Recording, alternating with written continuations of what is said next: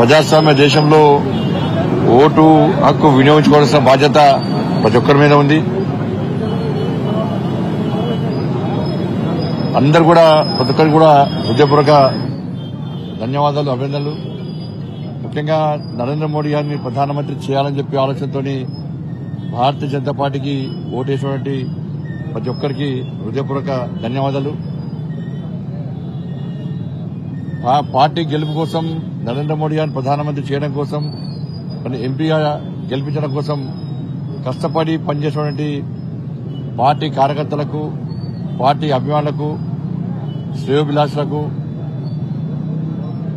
ధర్మం కోసం, ధర్మ రక్షణ కోసం, గెలుపు కోసం పనిచేసినటువంటి ప్రతి కార్యకర్తకు,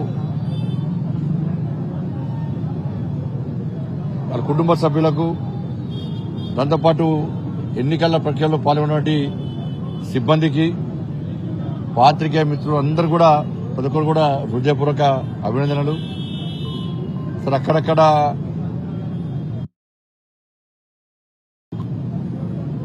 కొంతమంది పోలీసు అధికారులు, ఉన్నతాధికారులు చాలా పర్ఫెక్ట్, బాగా బ్రహ్మాండంగా పనిచేశారు. ఉన్నతాధికారుల కళ్ళు కప్పి కొంతమంది అక్కడక్కడ పోలీసు అధికారులు గతంలో టీఆర్ఎస్ పార్టీ ఏ విధంగా వాళ్ళ గుప్పెట్లో పెట్టుకున్నదో సేమ్ అదే పండాతోని చాలా ప్రాంతాల్లో భారతీయ జనతా పార్టీ కార్యకర్తల మీద లాఠీ చార్జ్ చేయడం, భారతీయ జనతా పార్టీ కార్యకర్తలను అరెస్ట్ చేయడం. సరే, వెంటనే ఫోన్ చేసిన వెంటనే ఉన్నత స్థాయి అధికారులు స్పందించడం దాన్ని ఏం అనలేదు. కానీ జరిగింది. అయినప్పుడు పార్టీ కార్యకర్తలు ప్రజాస్వామ్యబద్ధంగా ఎన్నికల నిబంధనలు లోబడి కష్టపడి పనిచేశారు. తప్పకుండా గెలుస్తామన్న విశ్వాసం, నమ్మకం మాకుంది. ఉన్నటువంటి వాతావరణం చూస్తూ ఉంటే మరొకసారి ప్రతి ఒక్కరు కూడా హృదయపూర్వక ధన్యవాదాలు. ఎన్నికల ప్రక్రియ అయిపోయింది. సరే, ఎన్నికల కోడ్ జూన్ 4 వరకు ఉండొచ్చు. కాంగ్రెస్ పార్టీ ప్రభుత్వం ఇక తిట్టేదంతా తిట్టింది, అయిపోయింది. నరేంద్ర మోడీ గారిని, అమిత్ షా గారిని, భారతీయ జనతా పార్టీని, మా నాయకులను ఎంత తిట్టాలో అంతకంటే ఎక్కువనే తిట్టారు. కడుపులో ఉన్నదంతా బయట తీశారు. వాళ్ళ కసి అంతా తిట్ల పురాణంతోని ఫుల్ టైంపాస్ చేశారు కాంగ్రెస్ పార్టీ నాయకులు, ఢిల్లీ నుంచి గల్లీ వరకు. తిట్టిన తిట్టకుండా తిట్టరాని తిట్లు కూడా తిట్టారు. ఈ గుడ్డు అన్నారు, ఆ గుడ్డు అన్నారు, అన్ని అన్నారు. సరే, అన్ని భరించారు. మీరు తిట్టిన తిట్లకు ప్రజలు నిర్ణయం ప్రకటించబోతున్నారు జూన్ 4 తారీఖు నాడు. కానీ ప్రజాస్వామ్య దేశంలో ఎన్నికల ప్రక్రియ ప్రశాంతంగా, ప్రజాస్వామ్యబద్ధంగా సాగాల్సిన అవసరం ఉంది. కానీ రాజకీయ పార్టీ నాయకులు స్థాయి దిగజార్చుకొని, ముఖ్యంగా అధికార పార్టీ నాయకులు వాళ్ళ స్థాయి దిగజార్చుకొని ఇవాళ ఏ విధంగా తప్పుడు ప్రచారం చేసి ఎన్నికలు గెలవడమే లక్ష్యం. వాళ్ళకు అబద్దాలు ఆడాలి, శాంతి భద్రత సమస్య సృష్టించాలి, పేదలు టెన్షన్ వాతావరణం పెట్టాలి, పేదల బతుకులని కూడా లేనిది ఉన్నట్టు అనని విషయాలను అన్నట్టు వాళ్ళు ఎన్ని ఏళ్ళనో అన్ని వేషాలు వేసారు, అన్ని నాటకాలు మాట్లాడారు. అదే వాళ్ళ వాడిన భాష, వాళ్ళ పార్టీని అసహించుకున్నారు. వాళ్ళ వ్యవహార శైలే కాంగ్రెస్ పార్టీ కుంభం ముంచబోతున్నది. సెకండ్ ప్లేస్ కోసం వాళ్ళు ఇద్దరు ప్రయత్నం చేశారు. సరే, ఎన్నికల ప్రక్రియ కొనుగోలు దాదాపు అయిపోయినాయి. ఎన్ని కొనుగోలు కేంద్రాల్లో మీరు తరుగు తాలు తేమాలు లేకుండా కొన్నారు. దాని మీద శ్వేతపత్రం విడుదల చేసిన బాధ్యత మీ ఉంది. బోనస్ ఇస్తాను మీరన్నారు, 100 రూపాయలు బోనస్ ఇస్తాన్నారు. చాలా అన్నిటి కూడా మీరు ఏ చేయాలో చేసారు, ఎక్కడ అడ్డుకోలే. మేము నిధులు ఇవ్వకుండా, ఇచ్చే పరిస్థితి లేకున్నా కూడా, అంటే ఎన్నికల నిబంధనలు ఉన్నా కూడా మీరు ఓట్ల కోసం కక్కుర్తిపడి అకౌంట్లో పైసలు వేసారు. మేము ఎక్కడ అడ్డుకోలే. మేము ఎక్కడైతే దీక్ష చేస్తా అంటామో అక్కడ హామీలు నెరవేరుస్తా అని చెప్పి అకౌంట్లో పైసలు వేసారు. మేము ఎక్కడ అడ్డుకోలే. ఎట్లా పేదలు బాగుపడాలి, కనీసం ఎన్నికల సందర్భంలోనన్నా వాళ్ళకు ఇంత న్యాయం జరగాలని చెప్పి మేము సహకరించినాం. ఇవాళ ఎందుకు వెళ్ళకపోయారు? వేరే సమస్యలు పరిష్కరించే ప్రయత్నం చేసి మీరు కొన్ని చిన్నవి. మరి బోనస్ ఇవ్వడంలో మీకు అభ్యంతరం ఎందుకు వెళ్ళే? ఇప్పుడు ఎంతమంది బోనస్ ఇచ్చారు? 500 రూపాయలు చొప్పున ఒక్క ఎకరానికి 28 క్వింటాలు వస్తే దాదాపు 14,000 రూపాయలు అలా ఒక్కొక్క రైతు అకౌంట్ వాడాలి. ఎంతమంది రైతు అకౌంట్ వేసారు? వేస్తారా? వేయరా?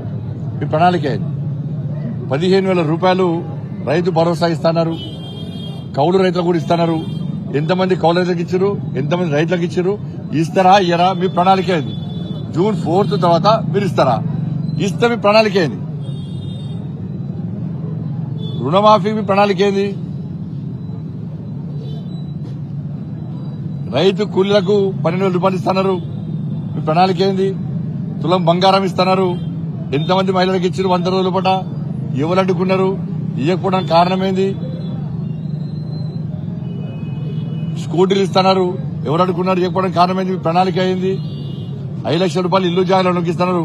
ఇవ్వండి, కారణం ఏంది? ఇవ్వకపోవడానికి ఆసరా పెన్షన్లు 4,000 రూపాయలు ఇస్తున్నారు. ఇవ్వకపోవడానికి కారణం ఏంది? ఎంతమందికి ఇచ్చారు? ఇస్తారా? ఇయ్యరా? 5 లక్షల రూపాయలు విద్యార్థి భరోసా కార్డు ఇస్తున్నారు. ఇస్తారా? ఇయ్యరా?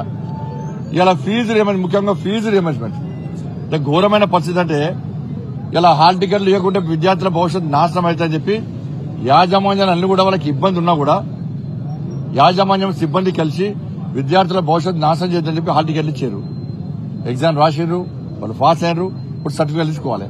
సర్టిఫికేట్ తీసుకోవాలంటే యాజమాన్యం ఏ విధంగా ఇస్తారు సర్టిఫికేట్? మరి విద్యార్థుల నెక్స్ట్ ఫ్యూచర్ అది విద్యార్థులది. విద్యార్థుల ఫ్యూచర్ అది.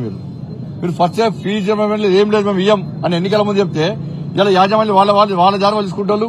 విద్యార్థులు దాన్ని ప్రిపేర్ అయి ఉంటారు. వాళ్ళ యాజమాన్య పరిస్థితి ఏంది?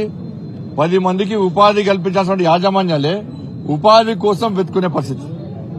సిబ్బందికి జీతాలు ఇవ్వలేని పరిస్థితి, ఇళ్ల కిరాయిలు కట్టలేని పరిస్థితి, విద్యార్థులకు తిరిగి సర్టిఫికేట్ ఇవ్వలేని పరిస్థితి. ఇవాళ ఇద్దరి మధ్య విద్యార్థులు అడిగిపోతున్నారు. ఇవాళ కాబట్టి ఫీజు రియంబర్స్మెంట్ బకాయిలు చెల్లిస్తారా? చెల్లించారా? పూర్తి స్థాయి. ఎంత ఘోరమైన పరిస్థితి అంటే ఇలా బ్యాంకు లోన్ తీసుకొని వాళ్ళు ఇబ్బంది పడుతున్నారు. సర్టిఫికేట్ రాక విద్యార్థులు ఇబ్బంది పడుతున్నారు. పై చదువుకోవడానికి విద్యార్థులకు ఇబ్బంది వస్తున్నది. యాజమాన్యాలు ఏమంటున్నాయి? మేము ఫీజు రియంబర్స్మెంట్ చేయకుంటే మేము ఎట్లా ముందుకు పోవాలి? వాళ్ళు బాధపడుతున్నారు. సిబ్బంది మాకు జీతాలు ఇస్తున్నారని సిబ్బంది బాధపడుతున్నారు. ఇలా ఆరోగ్యశ్రీ బకాయిలు చెల్లించబడడం వల్ల హాస్పిటల్ వస్తే మెడవంటి బయట ఉక్కుతున్నారు పేదలను. కాబట్టి అన్ని విషయాల్లో మీ ప్లాన్ ఏది? కేవలం రుణమాఫీ మేము ఆగస్టు 15 చేస్తామని చెప్పి చదువుకోవడం కాదు. మీ మీద ప్రజలకు విశ్వాసాన్ని నమ్మకం ఉండాలంటే మీరు ఇటువంటి ఈ హామీల విషయంలో మీ ప్రణాళికను ప్రకటించాల్సిన బాధ్యత ఉంది. మీకు టైం ఉంది. తిట్లు అయిపోయినాయి, ఇక విమర్శలు అయిపోయినాయి. ఇప్పుడు వెంటనే ప్లాన్ చేయండి. మళ్ళీ విమర్శలు ప్రతి విమర్శలకు ఛాన్స్ లేదు. ఇక అసలే ఛాన్స్ లేదు. విమర్శలకు ప్రతి విమర్శకు అవకాశం ఇవ్వకండి.